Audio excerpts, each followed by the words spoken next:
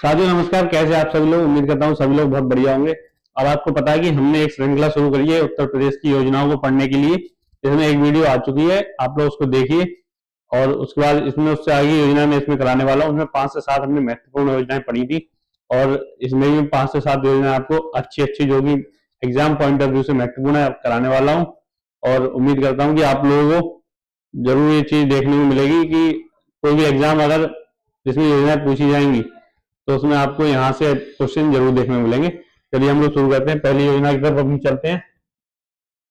तो हमारी जो पहली योजना है वो है Uttar Pradesh hot cooked meal योजना। इस योजना के जो उद्देश्य हैं, सबसे पहले तो सबसे बड़ा जो उद्देश्य है कि बच्चों की शिशु मृत्यु दर में कमी लेके आना। शिशु मृत्यु दर में कमी लाना इस योजना का बहुत बड़ा उद्देश्य है कि कुपोषण के कारण किसी भी बच्चे की मृत्यु ना हो। और डेली 70 ग्राम भोजन बच्चों को प्रदान करना। जो भी बच्चे हैं 3 से 6 वर्ष इनकी आयु रखी गई है, उनको डेली 70 ग्राम अच्छा भोजन, पौष्टिक भोजन प्रदान करना इस योजना का एक उद्देश्य है। और ऐसे 80 लाख बच्चों के लिए योजना शुरू की गई है।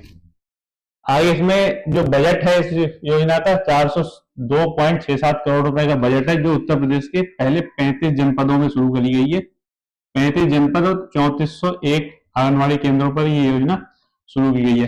किस मंत्रालय द्वारा ये योजना शुरू करी गई? तो आपका मंत्रालय बाल विकास, शिक्षा और पंचायती राज मंत्रालय और अन्य कुछ विभाग हैं जिनके आपसी तालमेल के साथ ये योजना शुरू करी गई। तो इसका मुख्य उद्देश्य शिशु मृत्यु दर में कमी लेके आना, 70 ग्राम बच्चों को डेली भोजन देना, पौष्टिक भोजन, और बच्चों की संख्या 80 लाख यहाँ पे रखी गई है कि 80 लाख बच्चों को ये भोजन प्रदान करने का लक्ष्य यहाँ पे इस योजना के अंदर सरकार द्वारा रखा गया है। अगली योजना हमारी जो है वो है उत्तर प्रदेश मातृभूमि योजना, अपनी जड़ों के विकास में बने भागीदार। इस योजना का उद्देश्य क्या है? इस योजना का उद्देश्य यह है कि पूर्वजों की स्मृति में नामकरण, दानदाता विकास कार्य की शिलापट्टी पर अपने पूर्वजों का नाम लिखा सकता है। यानी कि आप अपने बुजुर्गों का नाम, एक आप भूमि चिन्हित करेंगे, उसमें जो है मकान बनेगा आपका, उसकी जो शिलापट्टी होगी, जहां नेम प्लेट जिसको बोलते हैं, यहाँ पे जैसे ये नेम प्लेट है तो यहाँ अपने पूर्वजों का नाम लिखा सकते हैं। इसमें क्या रहेगा कि 60% आपको पैसा लगाना पड़ेगा इस योजना के अंदर, 60%, और 40% आपको राज्य सरकार सहायता प्रदान करेगी, 40% की। पहले ये योजना की जो शुरुआत करी गई थी 2 जून 2023 से इस योजना को शुरू करा गया था। 2 जून 2023 से योजना आपकी शुरू की गई है और पहले ये गांव में थी, अब शहरों में भी लागू हो गई है। 2 जून 2023 से योजना अब ग्राम सभाओं साथ साथ शहरों में भी लागू है। यानी 2023 से ही, शहरों में पहले नहीं थी, अब शहरों में भी इस योजना को लागू कर दिया गया है। तो यही इस योजना की मुख्य बातें हैं और कोई इसमें विशेष नहीं है। आप अगर क्वेश्चन आता है कि पूर्वजों की स्मृति में मकान बनाने के लिए कौन सी योजना थी, तो आपकी मातृभूमि योजना थी। इसमें 60% आपको खर्चा करना है और 40% आपको सरकार अनुदान देगी। तीसरी योजना क्या है? तो उत्तर प्रदेश वंदन योजना, नगरीय विरासत सांस्कृतिक स्थलों का कायाकल्प। यानी कि हमारे जो मतलब धरोहर स्थल, इसको हम कह सकते हैं सांस्कृतिक स्थल उत्तर प्रदेश के हैं, उनको अच्छा करने के लिए योजना शुरू की गई है। तो विरासत स्थलों का विकास करना पहला तो इस योजना का उद्देश्य है। दूसरा, ऐसे स्थल जो उपेक्षित हैं, यानी कि जिन पे अभी तक किसी ने ध्यान नहीं दिया, जिन पे काम सरकार द्वारा, किसी भी सरकार द्वारा काम नहीं कराया गया, ऐसे स्थल जो इनकी उपेक्षा आप मान सकते हैं, यहाँ विकास कार्य होना चाहिए था पर नहीं हो पाया, तो ऐसे स्थलों को चिन्हित करने के लिए योजना आई है। यहाँ पे जिलाधिकारी का प्रमाण पत्र, यहाँ पे पात्रता और भूमि संबंधी जो नियम है, तो पात्रता के अंदर आपको प्रस्ताव भेजने से पहले जिलाधिकारी द्वारा भूमि की उपलब्धता और स्वामित्व खसरा खतौनी का सत्यापन किया जाएगा। यानी कि आप किसी भूमि पे काम करवाने के लिए अगर प्रस्ताव भेजेंगे तो जिलाधिकारी उसका सत्यापन करेंगे और प्रमाण पत्र लगाएंगे, तभी योजनाओं पे काम शुरू होगा। दूसरी, केवल सार्वजनिक भूमि पर कार्य होगा, यानी विकास कार्य केवल नगरीय निकाय या सार्वजनिक भूमि पर ही होंगे, निजी भूमि पर कहने मतलब आपने अपना खेत प्लॉट है उस पर कोई काम नहीं होगा। सार्वजनिक भूमि होगी जो सरकार द्वारा, सरकार के अंदर में जो भूमि होगी उसी पर ये काम होंगे और उसी की सारी जांच पड़ताल करके वहां के विरासत स्थलों को संभाला जाएगा, इसका काम है। सबसे पहले बुनियादी ढांचा सुधार होगा, इसमें लाइटिंग की व्यवस्था की जाएगी, पेयजल की व्यवस्था की जाएगी और आने जाने के लिए रिंग रोड जोड़ा जाएगा। कार्यों की पुनरावृत्ति पूर्वक ये कुछ कार्यान्वयन के लिए महत्वपूर्ण दिशा निर्देश दिए गए हैं। केवल वही कार्य प्रस्तावित किए जाएंगे जो किसी अन्य विभाग या नगर विकास की अन्य योजनाओं में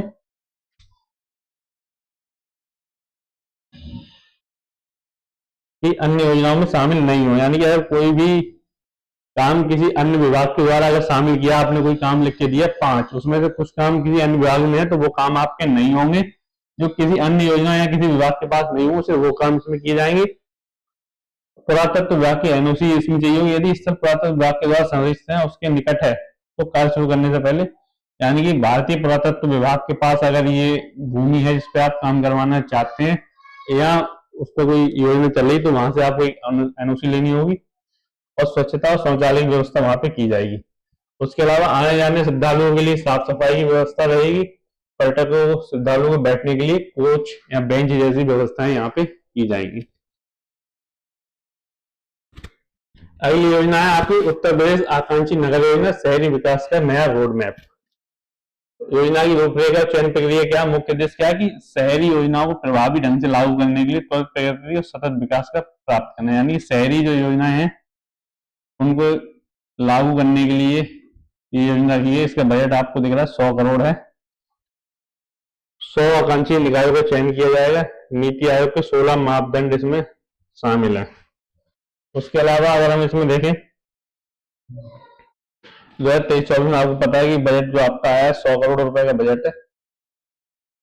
इसमें पहले चरण में किस तरीके से काम होगा, तो पहले चरण में क्या होगा, 100 चयनित निकायों में योजना 31 मार्च 2026 तक लागू रहेगी। यानी कि 31 मार्च 2026 तक योजना पहले चरण का काम चलेगा।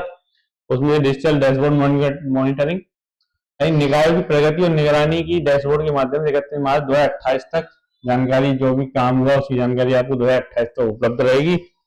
और आगामी चरण अगले 2 वर्ष के लिए 100 नए निकायों का चयन किया जाएगा। यानी 31 मार्च तक पहले चरण में 100 निकायों का चयन किया जाएगा। उसके बाद अगले 2 वर्षों के लिए नए 100, सेकंड चरण में नए 100 निकायों का चयन करके उस पर काम आगे शुरू किया जाएगा। अगली योजना है नंदिनी कृषि समृद्धि योजना, उत्तर प्रदेश डेयरी क्षेत्र में एक नई क्रांति। इस योजना के मुद्दे से पहला उद्देश्य है कि दूध उत्पादन में वृद्धि लाना। दूसरा, पशुपालकों का आर्थिक सशक्तिकरण करना, उच्च नस्ल की गाय भैंसों की उपलब्धता करना। ये इन योजनाओं के मुख्य उद्देश्य हैं।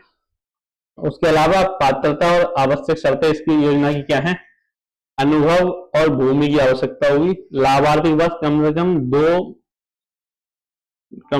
कम से कम 3 वर्ष का गोपालन अनुभव और कुल 2 एकड़ भूमि होनी अनिवार्य है। यानी कि आप इस योजना का लाभ तभी ले पाएंगे कम से कम आपने 3 वर्ष से आप गौपालन कर रहे हो और आपके पास 2 एकड़ भूमि होनी चाहिए।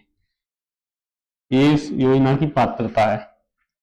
चयन प्रक्रिया इस योजना के अंदर क्या रहने वाली है, आवेदन अधिक प्राप्त होने पर मुख्य विकास अधिकारी अध्यक्षता वाली समिति द्वारा ई लॉटरी के माध्यम से चयन किया जाएगा।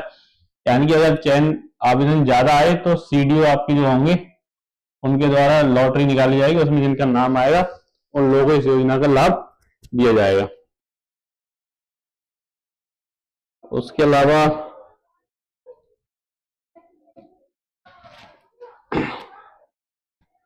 अपवर्जन नियम, एक्सक्लूजन नियम आपके क्या है कि पूर्व की कामधेनु, मिनी कामधेनु और माइक्रो कामधेनु योजनाओं के लाभार्थियों को इस योजना का लाभ नहीं मिलेगा। यानी कि उत्तर प्रदेश की जो एक योजना चल रही है कामधेनु, उस कामधेनु योजना में अगर आप लाभार्थी हैं, उस योजना के अगर आप लाभार्थी तो आपको इस योजना का लाभ नहीं मिलेगा। इसमें क्या क्या आपको लाभ मिलेगा, 50% तो आपको सब्सिडी मिलेगी। लाभार्थियों को 25 दुधारू गायों की इकाई स्थापित करने के लिए कुछ लागत पर 50%, यानी कि आपने 25 गाय खरीदी, उनके लिए 25 गायों की आपने डेयरी खरीदी, खोली, और उनके लिए आप जो पैसा लगेगा उसका 50% आपको सरकार देगी, 50% मतलब सरकारी तरफ से मिलेगा।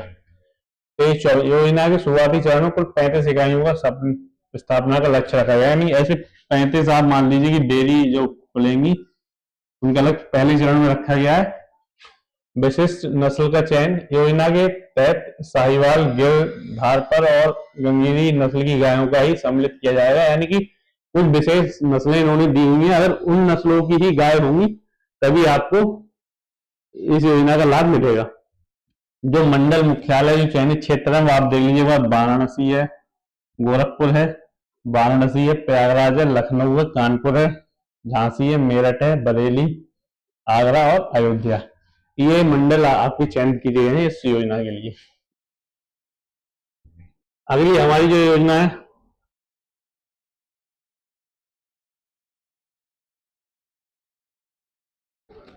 पीएम स्वनिधि एवं स्वयं सहायता समूह ऋण योजना, सशक्तिकरण की नई पहल। ये हमारी अगली योजना है पीएम स्वनिधि योजना। आपको पता है कि ये योजना काफी पेपर में आने की इस योजना की संभावना है, काफी इंपॉर्टेंट ये योजना है, तो उसको हम एक बार सही से देख लेंगे। वित्तीय सहायता और निधि सर्वे पीएम स्वनिधि योजना के लिए 11,000 लाभार्थियों को ऋण वितरण, यानी पीएम योजना की सहायता समूह योजना के ऋण सहित लाभार्थियों को 11,000, यानी कि ये इस योजना के तहत 11,000 लोगों को ऋण दिया जाएगा, यानी कि ब्याज आपको 11,000 लोगों को इस योजना के अंतर्गत मिलेगा। डिजिटल पीएनबी के साथ इसका जो है पंजाब नेशनल बैंक द्वारा विकसित यह है end to end digital platform राष्ट्रीय स्तर पर लॉन्च किया गया। पीएनबी ई स्वनिधि, ये पीएनबी के साथ मिलकर इन्होंने इसको लॉन्च किया है राष्ट्रीय स्तर पर। सामाजिक सुरक्षा कवच 5 लाख का मुफ्त सुरक्षा कवर बीमा होगा, यानी कि एक्सीडेंटल बीमा आपको 5 लाख रुपए इस योजना के तहत मिलेगा। संकट में परिवार को सहारा, दुर्घटना में व्यक्ति में पूर्ण दिव्यांगता की स्थिति में बीमा राशि परिजनों को दी जाएगी। यानी ये योजना इसलिए लाई गई कि आपको काम करने के लिए 11,000 लोगों का चयन किया जाएगा, उसमें आपको ऋण दिया जाएगा, जिसमें आपको 5 लाख रुपए तक का एक्सीडेंटल बीमा दिया जाएगा। अगर एक्सीडेंटल डेथ होती है या अपंगता की स्थिति आती है तो ये राशि परिवार को दी जाएगी। तो इस वीडियो में फिलहाल इतना ही रखते हैं। ये योजना आप 1 से 2 बार इस वीडियो को देखिएगा तो आपको बहुत फायदा मिलेगा। आने वाले किसी एग्जाम में अगर इन योजनाओं से कोई क्वेश्चन आता है तो आप इजीली उसे सॉल्व करवाएंगे। बाकी हमारा ये क्रम आगे जारी रहेगा। वीडियो को प्यार देने की धन्यवाद। चैनल को लाइक शेयर सब्सक्राइब जरूर करें। Thank you so much.